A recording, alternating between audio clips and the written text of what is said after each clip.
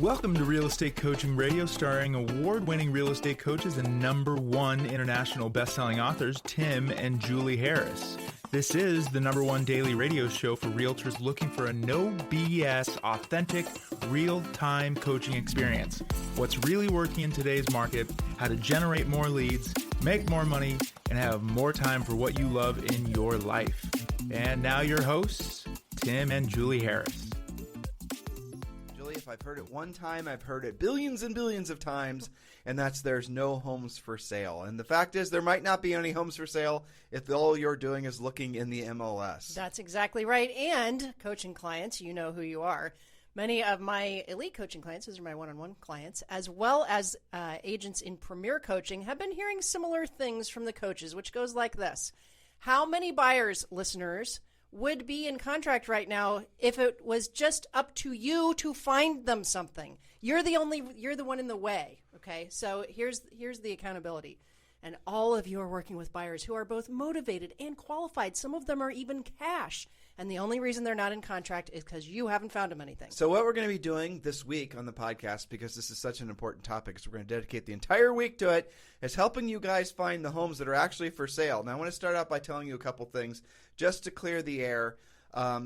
Yes, mortgage applications are down. That does not mean people wanting to buy homes are down. Mortgage applications to refinance are down. Make sure you read past the attention-grabbing headline. The reality of it is that there'll still be somewhere between 5 and 6 million homes sold this year, which means there'll be somewhere in between double that number of real estate transactions, considering there's two sides to every sale, correct? The buyer and the seller side. Mm-hmm. So the reality of it is there'll be plenty of people getting paid, and the agents that are getting paid this year are the ones that know to not A, buy buyer leads, but B, just turn on the MLS and hope and pray that they're going to find something that's a good match for their buyers. Now remember that a lot of your buyers, as you're becoming more transactional, many of you have been transactional or very successful, but you're discovering a lot of buyers who are actually have houses to sell, and if you were to find them something, they would indeed put their listing for sale. You can see how one listing, for example, can equal easily 2, 3, sometimes 5 or 6 transactions. But it all is going to be on your shoulders, and you're going to have to learn how to find off-market listings. Not just off-market listings, but homes that are actively for sale. They're just not in the MLS. So that's what we're going to be focusing on this week. Julie and I are going to give you 20 places that you can look for homes for sale. It's absolutely positively up to you to take notes and take this seriously. We want to thank all of you who have been giving us 5-star reviews on Spotify and on iTunes. We continue to be at the top of the charts on iTunes. This is continuing to be the #1 listened to daily podcast for real estate professionals in at least the United States, who are downloaded in over 60 different countries. And we want to sincerely thank all of you for that. Now, this podcast is designed to educate you, motivate you, and get you into action. And one of the things you could be doing to help us, and we'd sincerely appreciate it, is if you'd give us a 5-star review on iTunes, a 5-star review on Spotify, and also please do give us some great feedback on both of those platforms. When you do that, it tells their algorithm, so I'm told, that this is a podcast worth sharing with other real estate professionals, and then they do the sharing for us. So we sincerely appreciate your help doing that. Give us a 5-star review on iTunes and a 5-star review on Spotify. And again, we will be sincerely grateful for that. And we will continue to give you guys what we hope you'll agree is leading edge, market-appropriate coaching and training for real estate professionals. And this topic is going to be something that will change a lot of lives if you're willing to take action on the information. So, Julie, when we were coming up with this list, we were kind of deciding like we have to break through the ice with a lot of these guys. That's right. Because they have a lot of mental fatigue and malaise, frankly, from not realizing that essentially the world has changed. They're feeling it, but they don't realize that it's not going to change back. A lot of people think, well, this change is only temporary. The change is interest rates, the change is inflation, the change is the shifting market expectations. All these things are happening simultaneously. And it's not happened like this before. Julie and I have been in the coaching and training industry for 20 plus years, the real estate industry for basically 30 years. And the reality of it is that we have gone through many recessions, many shifts in the market, but nothing like what we're starting to experience now. Inflation is going to be the ultimate equalizer. And the people that have the skill set in an inflationary market frankly, the agents who know how to help buyers through and sellers through the process, despite what they might perceive to be negative news, they're the ones that are gonna win every single time. And one of the first things you're gonna have to do to differentiate yourself in the marketplace, it's not branding, it's not marketing, it's not all these other fluffery things that were trendy during this last market that we're leaving. The thing you're gonna have to do in this market to really differentiate yourself is be the one with the house. Be the one with the listing. You have to be the agent who knows how to find homes for sale. Ultimately, isn't that really what the bottom line is? That's right. So your question on your mind is, where is all the inventory? We hear it all day, every day. You say it all day, every day. Your buyers say it to you. You need two things. This is where you might want to start taking notes, listeners. You need to get your buyers in contract, and you need to find more listings for yourself, for your own listing inventory. We all know that having the inventory, just as Tim just said, how are you going to win? Have the house for sale. You guys know this from being out there in the market. So in this podcast series, we're going to show you how to accomplish both those things, getting your buyers in contract and getting more listings for you. And sometimes those two things will coincide. But before we get to the secret sources and strategies, there are two thoughts for you to consider. Number one, how well do you know what your buyers are actually looking for? Are they, or you, being too specific or overly obsessed with certain areas, amenities, or schools? It may be time to discuss having some flexibility. Knowing your buyer clients must-have versus would be nice to have criteria is going to make all the difference. Point number two, stop relying only on your MLS. This is one method, but it is no longer the method. You have to be very clear on that. You know, you and I look in the MLS, we look on Realtor.com all the time, but that is only, a 10-minute, foraging for something that might have popped up. Well, it's not the only source. We look to see what our rentals are. You and I have dozens of rentals all over the country. We look to see what our rentals are worth, just for fun mostly, and because we're not going to sell any of them. And it is shocking how frequently you'll look into one of our popular zip codes, like 43214 or something, and there are like 3 homes for sale, and everything else is pending and closed. Right, and while we're looking, one of those sold. Exactly. And if you're a buyer, that's the experience you're having. Nothing's for sale. But if you're an inexperienced, low-skilled agent, you're also going to be very frustrated very quickly. And I suspect, and we suspect, that's what's happening in the marketplace. But I'm going to share with you guys a little mindset shift. In every other part of the world, okay, there is no real MLS. It's not organized like it is in the United States and really in Canada. In every other part of the world, if you're looking for homes for sale, you go to each individual listing broker and you find out what they've got for sale. There is no buyer agency in basically every other part of the world. There's forms of it, but at the end of the day, there's no buyer agent commission. There's no automatic commission set aside for the buyer agent that's paid for by the seller everywhere else in the world except the United States and really Canada. I hope you guys are understanding that. So when we tell you with 100% confidence that you can be incredibly successful because of this market, you can, because the rest of the world has very, very experienced and successful agents, and they don't have the entitlement of buyer agent commission, and they don't really have a very well organized, centralized MLS like we have, or maybe past tense here. So when you're opening your mind to the possibilities, realize that if you really want to see how expansive this industry could possibly be for you, creating all kinds of different opportunities, look to other parts of the world. Look to see what's happening in France. Look to see what's happening in Israel. Look to see what's happening in Germany and Australia. Those markets are incredibly hot with lots of listing agents making lots of money. And that's what we want you to focus on too. Being a listing agent in a market like this is really the best use of your time and energy. And guess what? We've made it very simple for you. If you guys would like to have a free coaching call with one of our new member coaches to discuss you becoming a listing agent and learning how to really dominate in this market because of this market, just text the word JOIN, J-O-I-N, to 47372. Text the word JOIN, J-O-I-N, to 47372. You choose the day. You choose the time of your free coaching call. No strings attached. You'll speak directly to one of our new member coaches. So text the word JOIN, J-O-I-N, to 47372. Remember, message and data rates may apply. That's right. So we're going to give you 20 plus strategies to do two things. One is find off-market homes for you to list. And by off-market, there's many flavors of that, but primarily stuff that you're just not going to find in the MLS.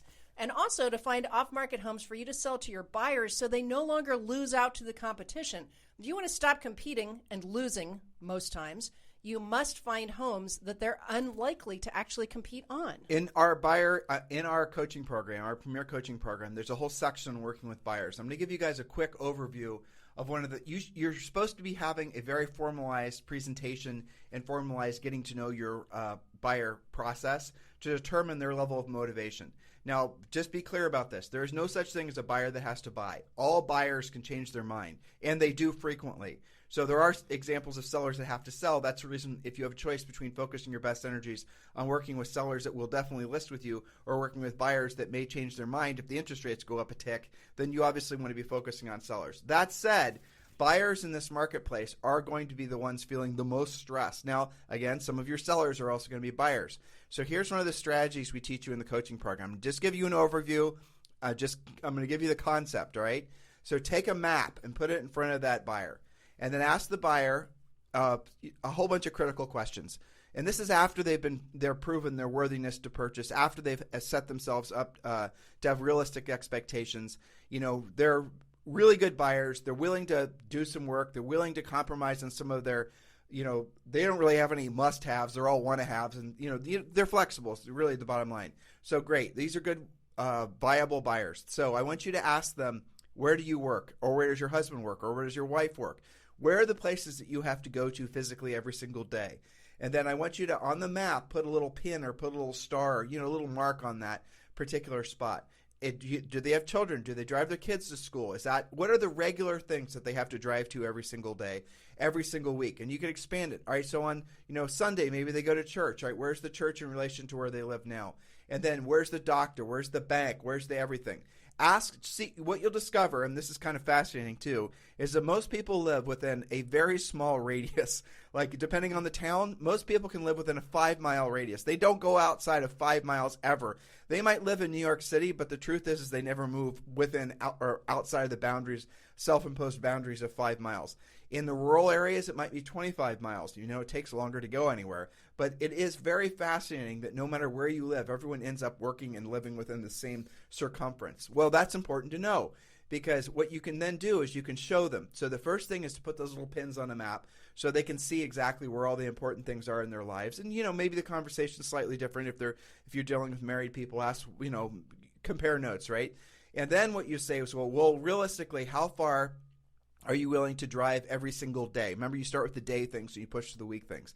So how far are you willing to be sitting in a car every day to drive Johnny and Susie to school or drive to work or whatever it is? And again, depending on where they live in the country, the expectation is going to be different. And that then is going to start allowing you to figure out how big of a circumference they're willing to look for houses. So if they have a concentration of, for example, you know, where they go to school, all the most important things are within like a 10-mile radius. Well, that's a pretty big radius. So you put a little pin where they live now.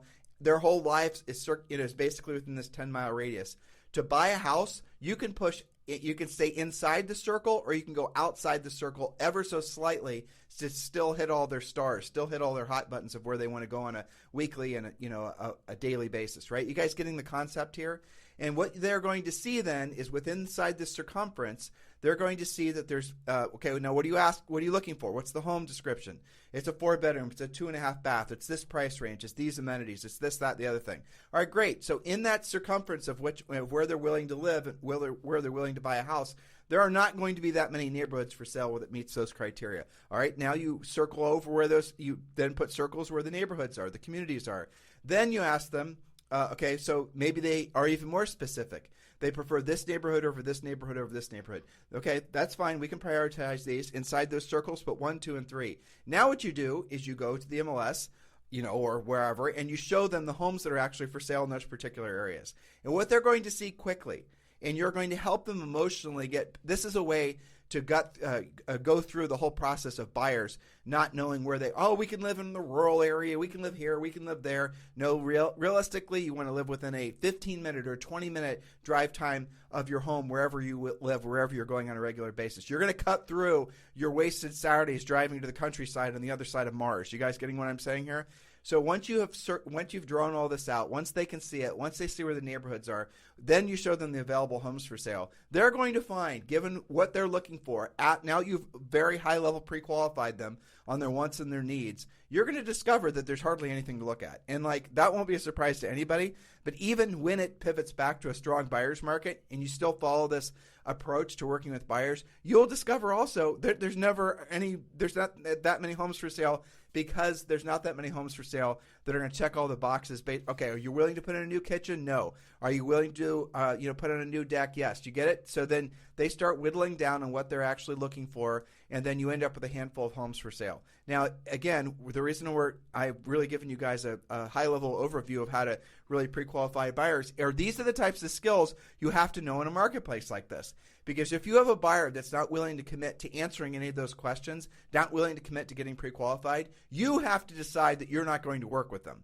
You have to start becoming ultra picky who you're going to spend your time with, and you're going to have to decide then to accept the realization that you need to be focusing all your best energies on becoming a listing agent. Does this make sense, Well, Julie? it totally makes sense, and you're going to sort out the buyers who are willing to be a bit more flexible because they have to be to find what their criteria are, versus being overly specific and never really being, we used to call that fishing in a lake with no fish. You're going to starve, right? There's no inventory for them. So that brings us to point number 1 and 2, which actually are about the MLS. Point number 1, get more creative with your MLS searches. If your buyers keep losing out on multiple bids, search your MLS using the same criteria, but homes that have been on the market for more than 60 days or more than 90 days or more than 120 days on the market. Now, agents will argue with you, well, why would they want to buy something that didn't sell right away? Well, there's lots of different reasons why that can happen. Overly strict showing restrictions that can only be shown on Friday in the afternoon. It could be that it had a terrible description. Many different reasons. You need to at least find it and run it up the flagpole. But the other reason is, Julie, is a lot of times agents stop showing properties and buyers stop looking at properties that aren't essentially new listings. That's right. It's like driving by a billboard on the freeway every day. You stop noticing it. You've been able to be a sloppy pricer in a market like this because things have been selling themselves. Frankly, you could have bad condition, bad location, and bad pricing and still get the property sold. That's not normal. That's abnormal. But for now, you fortunately don't have to have a high-level skill set in those areas. But what you're going to soon realize is that you're going to start having to develop a high-level skill set on that if you're going to get homes sold. That's right. There's a house in our neighborhood that is significantly overpriced. You and I know the seller will take less, and it's sitting around longer because it is aspirationally priced. That happens. But when you go and search for the older listings, it's not the seller may have themselves been maybe a little aspirationally priced in the beginning, but now that it's been for sale for 90 days, they're going to be more reasonable what they're willing to accept. Exactly. Or maybe the house had a condition issue when they put it for sale. They fixed the condition issue, and now it's sitting with that brand new roof, and yet nobody's seeing it because it's 60 or 90 days old, and agents are assuming, or they're not even showing it, and neither are the buyers looking for it. These are the types of things happen when it's like the spoiled milk theory. And again, this is another script I won't bore you guys with now, but it's a way of helping a seller understand the importance of actually pricing the house correctly out of the gates. Remember the whole I do. That's a script from 30 years ago. We'll have to work them into the idea of price reduction. I know, I know you guys aren't ready for that, so we're going to hold that back for another day. Don't shock them. Okay. All right. So the point is, if you're working with buyers and you keep banging your head into the wall losing, if you keep doing what you're doing, you're going to keep getting what you're getting, and eventually the buyers are going to go away and use somebody else or give up. So think out of the box in your MLS searches. Maybe they would consider a duplex in the same area, especially if it provides income for them. Have you had those conversations? You've got to search not just your standard issue active listing search to find what they want. Go ahead. But that's a really good point, Julie. You just said something. I hope listeners picked it up.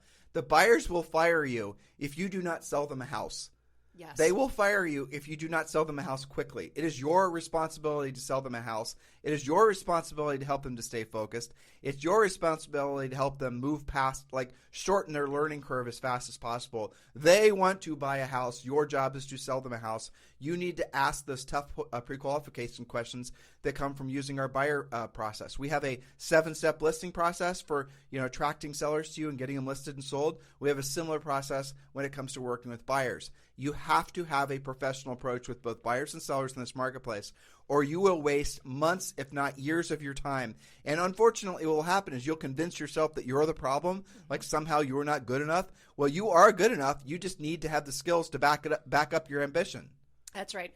And point number 2, and I totally agree with you on mapping it out and that being the basis to understand buyers, but sometimes expanding the search geographically can help you find what they're looking for. For example, if they say they want these 3 zip codes in Austin, well, identify why those zip codes. Is that because the school's there, or is it because they just like a park there, right?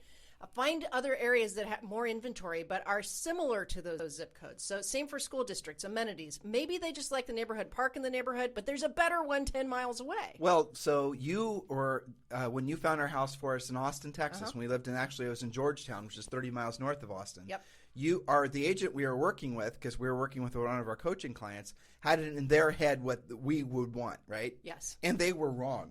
And they weren't listening to us, and they were assuming we'd want the certain school system and certain this and certain the other thing. They didn't bother to ask us whether we were planning on sending Zoe to a private school, which we ended up sending her to a private Catholic school. They didn't actually assume that we wouldn't mind. I mean, we're right out of our house. We don't have to drive anywhere every day. So the moral of the story is that you found our place in Georgetown because you extended the search outside of the zip codes that he was looking by like 10 miles. That's right. And you found it. He was looking within 20 miles of Austin. I was looking within 35 miles of Austin. It was still only a half-hour drive down the freeway to get any time we wanted to go there.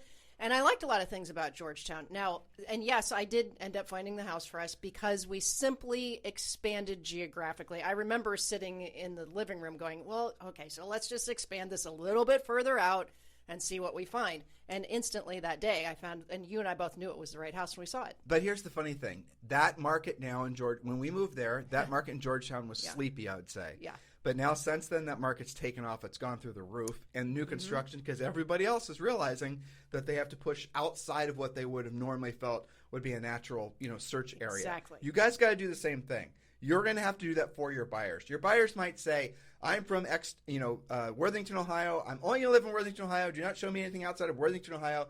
But then you skip slightly over to the boundaries until Clintonville, Ohio, and they find their dream house. You're going to have to work harder for your buyers. You're going to have to, again, we're going to get into some of the places where you're going to find stuff that's not even officially for sale, or at least in the MLS, outside of the normal, I'd say, agents, ecosystem. We're going to get to those points in a second.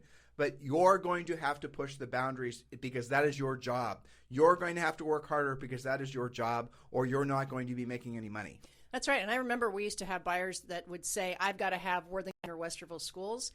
And especially when they're kind of pushing their limit on the prices. And we would show them that for the taxes, because the schools were awesome there, okay, if they actually lived in Columbus proper, where they saved that tax bill, they could send their kid to a private school for about the same money. The other thing regarding schools, and not every district does this, but many of them do, you can live outside the district and pay a small tuition to a private school to get your kid in. You just have to ask the admissions advisors if they do that. So again, thinking creatively, not sticking yourself into these 3 search criteria and never finding anything. Since we're on this, we're vamping a bit. In a market like this as well, when you go to the MLS and you're looking, since your first couple points were about the MLS, don't rule out land just because they said they're looking for a house. Yes. Don't do that. You got to show them everything that's possible. And then guess what? You're going to maybe sell them a parcel. You're going to sell them some land. Then you're going to find a builder. Turns out that builder's got 5 spec homes that he's going to list with you. You guys see how all of this works? So expand your thinking. I know a lot of these buyers, some of them are sellers that have to buy before they sell all the rest of it. They're going to present with having very specific, I'm only willing to do this. Your job is to introduce them to the concepts that are outside of their normal way of thinking because the rules have changed. Maybe they're on their 3rd or 4th house and they've been moving up continuously and everything's been relatively predictable their entire housing lives. Now all of a sudden, obviously, we have dealing with inflation. We're dealing with, I would call it damn near hyperinflation housing prices. We're dealing with all these other types of things. So none of those ways that they were going about approaching the housing market work anymore.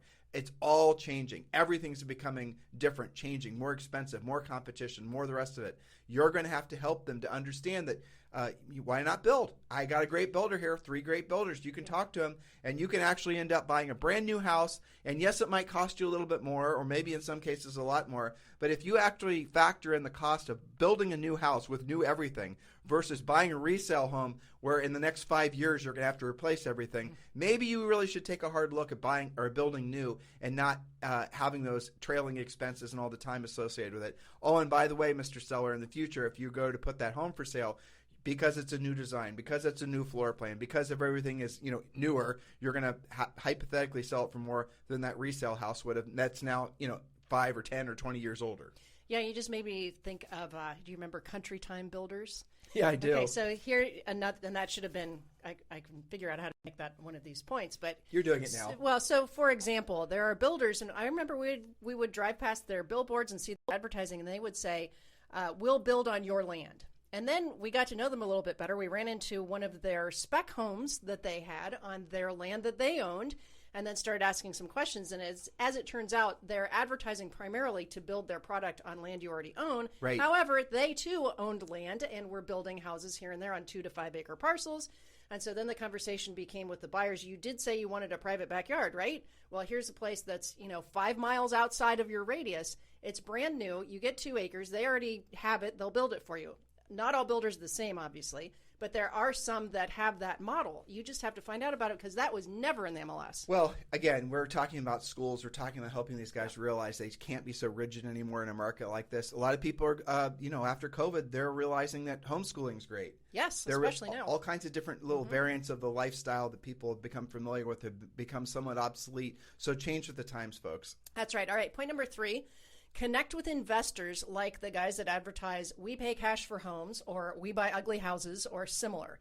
Those investors don't purchase every home they're presented with. What happens to their turndowns? These might make good matches for your buyers, or even for you to flip and turn into a rental.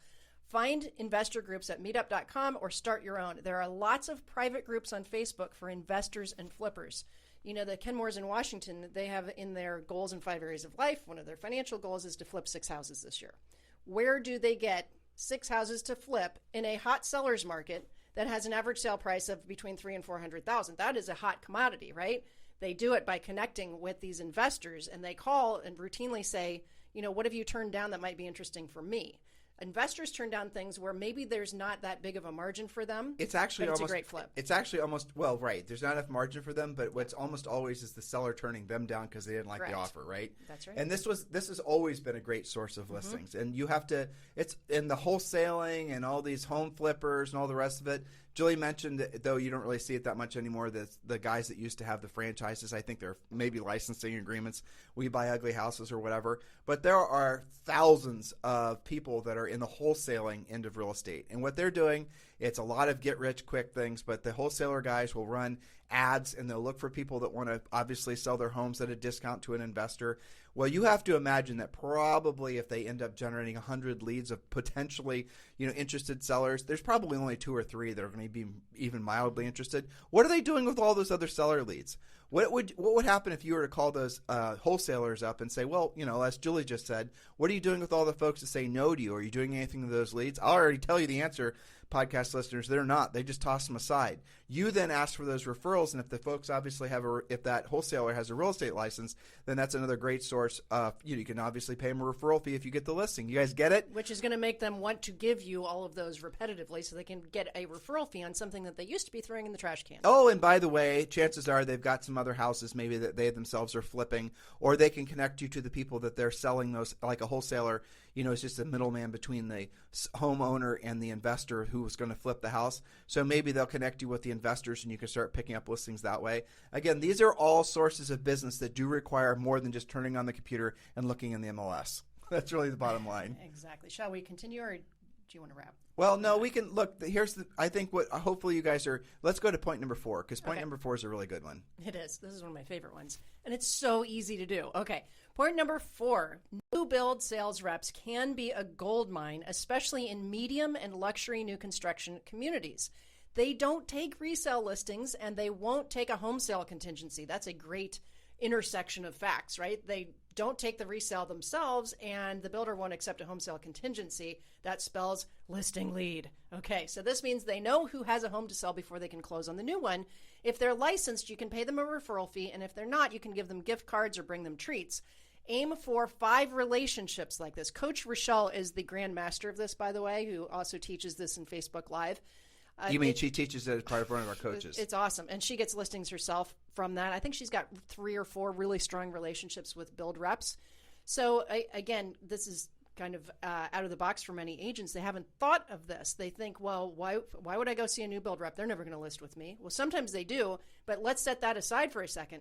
What we want to do is be friends with new build reps for a couple of reasons. One is if something comes, that's actually point number 5 I'm wandering into, but they can tell you about things that are coming out of contract that might be a match for your buyers. But most importantly, listing leads. They can pop those to you. They're never going to take the listing. Some of them, their contract with the builder actually says you are not allowed to list anything but with us. Hopefully what you're understanding is what Julie and I are describing to you is that you need to start fishing upriver. Yes. Many of you are just used to swimming and fishing in this one particular pond. They gave you fairly consistent sources of, nutrition, right? You put your rod, your hook, your, whole thing, you're doing your fishing, and sure enough, you're going to catch a fish. That's the MLS. That's what the stuff, the passive stuff that many of you have been doing.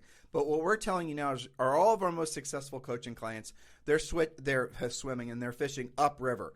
Now, sometimes it's way, way upriver. They're going in, and we're going to share with you some of the other more creative things, the notice of defaults, the tax liens. We're going to be telling you about all that during this next, 4 podcasts.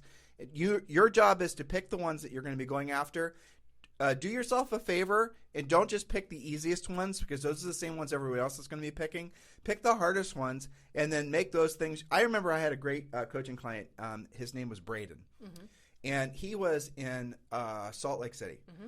And he was prospecting over the phone, proactive lead generating, and he was going after notice of defaults, but specifically older ones. Mm-hmm. And when I was coaching him, this was a while ago, maybe 15 years ago, his market was super, super hot. Mm-hmm. So it is similar now. There wasn't a lot for sale, that normal jib-jab, but there were always notice of defaults, especially older ones. Yes. Now, again, I'm stepping on one of our future points, but I want to get your guys' brain thinking here, expanding. A notice of default is simply when someone's missed a house payment. Now, depending on the state, the banks have to file a notice of default after the person's missed 1, 2, or 3 house payments. But what a lot of the banks do is they don't actually issue notice of defaults when they're supposed to. Like I remember during the housing crash, California, I think the rule was they were supposed to issue a notice of default. It was like 30 days after the missed payment, but the banks weren't doing it. And again, I won't get into the mechanics of why. But what he knew to do is go after the older notice of defaults, because those older notice of defaults, chances are they hadn't just missed 1 payment, which is typically when you see a notice of default issued. They probably missed 5 or 6 or 7, and they probably were well down the foreclosure pipeline. Meaning they're more motivated now. Completely motivated. The very definition of a motivated seller. And in a market like this where real estate's been appreciating so fast, inflating so fast, it's very rare that you're going to come across a seller that doesn't have a bunch of equity. Just because they missed payments, just because they're in default, does not mean that there's not equity in the property. But here's what happens, is when the bank takes the property back, let's say there's $100,000 equity in the property. The seller can't make the payment. They may be even still living in the house. Maybe they've abandoned the house. But there is cash sitting there in that property that if they were to put it for sale, they would sell it. You're saying to yourself, well, why wouldn't they just list it with somebody? Why are they letting the house go back to the bank? Because they don't know that they can. They don't know that that's an alternative for them. They are emotionally distraught. The bank letters are not like a nice letter from your grandma on your birthday. They're threatening. They're scary. The banks love to send them in different colors. It's not something. And here's an interesting fact: like you get a red notice on your door and all these other things. The banks know that most people never, once they've missed 1 payment, and this is a statistic that's very fascinating. Once someone's missed 1 payment, the probability of them getting the mortgage caught up more than temporarily is about 0. Once they miss 1 payment, they stop opening envelopes from the bank. They stop opening the letters. They stop taking the phone calls. Once they miss 1 payment, most people have emotionally checked out, even when they have a lot of equity in the property. So he knew that. So what he was doing is he was calling these, and this you can still do this today. Yes. It does not matter where your market is. It's better today because there is equity. Oh, totally. I mean, look, if they bought a house a year ago, chances are somewhere in the country, anywhere, it's 20% more than what the house is worth. So they're not only going to get their down payment back, they're also going to, Tim, they're going to have to make up their missed house payments. Who cares? They still have plenty of equity. You call them up. You're going to have a motivated seller who wants to sell the property. You pay back whatever Mickey Mouse is, from the foreclosure process. You get the bank paid off. The house closes. You then made a nice commission. You've done somebody a huge favor. Now, why wouldn't they let the house go to foreclosure? Here's why. The bank will most likely figure out ways to make it so that that $100,000 that was equity that seller would have gotten back had they retailed the house with you is going to be magically eviscerated. Fees, the fees, the attorney fees. They have through a foreclosure process, again, depending on the servicer, they're going to have to pay all the real estate commissions. If it's an auction, all the reconditioning, and everything is the most expensive as you can possibly imagine. So then, yes, that seller might get some smidgen amount of money. Maybe how they listed it with you would have been $100,000. By the time the bank goes through the whole foreclosure process, if there's anything left, you'll be shocked. That's the reason that sometimes people don't understand. The banks, generally speaking, do not want to foreclose on houses, but we saw this during the housing crash. The banks will foreclose faster on houses with the most equity because they'll be in the strongest position financially. Oh no, Tim, they don't do that. Well, there are lots of studies that showed that they did. And now, are we seeing any signs of anything like that now? No, we are not. But the point is no matter where you are in the market, there are older notice defaults. There are new notice defaults. Don't be afraid of them. You just have to, and those are going to be such grateful sellers. You don't have to have a housing crash to have notice of defaults. No. There are fewer of them, but they do exist. And how many of them do you need anyway? Let's say you get one a month. That was worth going after, wasn't it? So those of you who did not live through the housing crash, remember the thing that Tim said at the top of that discussion, just because the seller has missed payments does not equal short sale. Some of you have that term in your head and you're confused about that. Almost everybody has equity right now. These are sellers you should be talking to. And believe me when I tell you, when you get them out of being foreclosed on and they end up walking away with a check and you solve their problem, they're going to be huge for referrals for you. So that was 4 of our points, 4 of ways to find listings that are not in the MLS, and we're going to be covering more of these. I was just scanning, looking at your notes, Julie. Yeah, but some of these are so awesome, honestly. I mean, some of these take like probate. That's something that a lot of people will be intimidated by, but man, what a cash cow that is. Definitely. When you can lock that in. And some of your points are actually kind of funny too, but they're all valid. These things are such great sources. I just, every time you and I are presenting stuff like this, it makes me excited because I remember, first of all, I'm excited because I know that there's tens of thousands of agents that are listening to this podcast, and statistically, there'll be at least thousands that actually take action on this, and they're going to go out and create inventory. They're going to create transactions. They're going to, be creating money for themselves and their families, and they're going to realize that this is indeed the greatest industry you could possibly ever be in, by far, no matter what direction the market's going. And so for those of you who are listening, those of you who are taking action on this, here's the key for you is move fast. Don't wait to master something. Just learn it while you're on the job. Earn while you learn. It's one of the principles of our coaching program, one of the principles of our best-selling book called Harris Rules. So, Julie, you want to round the bend today? Yes, and just remember, guys, that most of you are taking notes on these points. This should not be pick and choose. If you're working with a buyer who is only not in contract because you haven't found him anything, and you're sitting there wondering why you don't have more listings, you should be doing all of these points all the time. If I were your broker, you just got your license, and you came to me and said, how do I create business, especially in a market with the types of things going on now, I would hand you this list and I would say, this is your action plan. Do it all the time. Not go check the MLS and put them on a drip system. Or not buy a buyer lead. By the way, if you guys are looking for a broker, if you're interested in eXp Realty, and all of you, let's be honest, are at some phase of looking at eXp Realty, it's without a doubt it's going to be the most expansive business opportunity of many of your lives. It's the best place to be an agent. It's the best place to move your brokerage to. But the reality of it is the multiple income streams that are available to you at eXp Realty are going to be so much more relevant in a market like what we're entering into. It's relevant in all markets, but how would you like to be making money from multiple streams of income because of the broker you chose? The old conversation is, what are you paying your broker? The new conversation, because of eXp Realty, is what is your broker paying you? And of course, Julie and I are associated with eXp Realty, and of course, we'd love the right to be your sponsors at eXp Realty. If you're looking for a sponsor who's going to be proactive in your success at eXp Realty, text me directly at 512-758-0206, 512-758-0206. Yes, that's me. Yes, that's my real cell phone. If you call, I will not answer, but if you text, I will. So just text me. Let me know that you're interested in eXp Realty. And then also do tell me a little bit about yourself and your business, and we'll get the conversation started. This is the next natural step. Whether you're a new agent, whether you're a seasoned grizzled veteran agent, this is the next natural step for all of you in the progress and the success of your real estate career. So do seriously consider eXp Realty. Text me directly and let's have the conversation, 512-758-0206. In the meantime, guys, Thank you for continuing to keep this the number one listened to daily podcast for real estate professionals in at least the United States, and we are listened to in over 60 different countries. Please do remember your homework. Give us a 5-star review on iTunes and on Spotify. We'll talk with you on the show tomorrow. This podcast is a part of the C-Suite Radio Network. For more top business podcasts, visit c-suiteradio.com.